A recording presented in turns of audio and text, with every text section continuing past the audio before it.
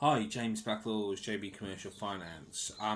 Just a very quick video, a few do's and don'ts with regard to the Corona Business Uninterruption Scheme, which may save a lot of people a lot of time. So do's, do be patient.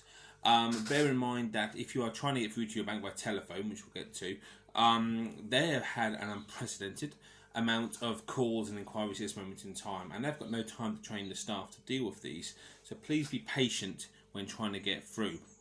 But another do is make your first inquiry for this scheme online via the bank's portals. It's what all the recommendations are, and it's just the easiest way of doing it. Well, the biggest do is to make sure that you're eligible in the first place to apply. I put a video out yesterday about this particular scheme and said I'd offer advice and blah blah blah for it and offer a consultancy basis.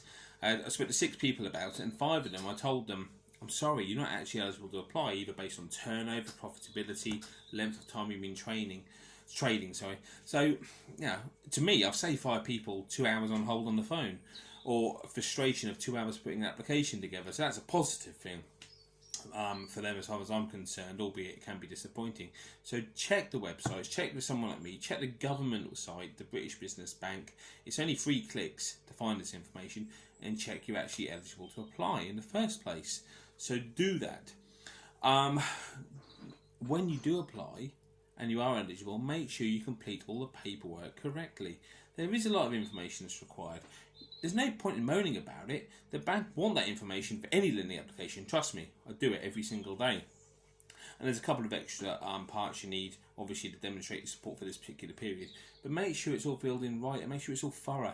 If you miss a year's worth of accounts out, all they'll do is send it back to you and say, do it again, and you'll go to the bottom of the pile. Trust me. Make sure it's done correctly if you're going to do it. Okay, if you don't, the opposite of what I've been saying really. If you're not eligible for it, don't apply. It's a waste of time. You'll be rejected. You'll get frustrated. And you know what? You'll just wasted a couple of hours. Find another way to actually try and support your business going forward. Don't waste your time.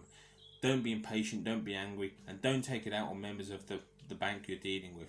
Because you know what? They've seen their workload go from this to this. And you know what? They don't get paid a fortune, to be perfectly honest. I know I was one of them. So be patient with them. Don't be angry. Don't apply if you don't waste your time. Don't spend hours on the phone getting wound up about it, blaming the government, blaming the banks, because you know what? It won't get you anywhere. If you want to be constructive about it, make sure you spend your time getting proper advice, putting a plan together, and making sure that if you're going to apply for the scheme, you're more than likely to be accepted. Otherwise, you're wasting your time, I'm afraid. This scheme isn't designed for everybody. It's not designed for startups. It's not designed for a lot of businesses. That's very quickly, you know what, there's absolutely dozens of do's and don'ts, but they're just a few of them, which frankly can save you a hell of a lot of time, frustration and heartache. I'm James Blacklaws, JB Commercial Finance.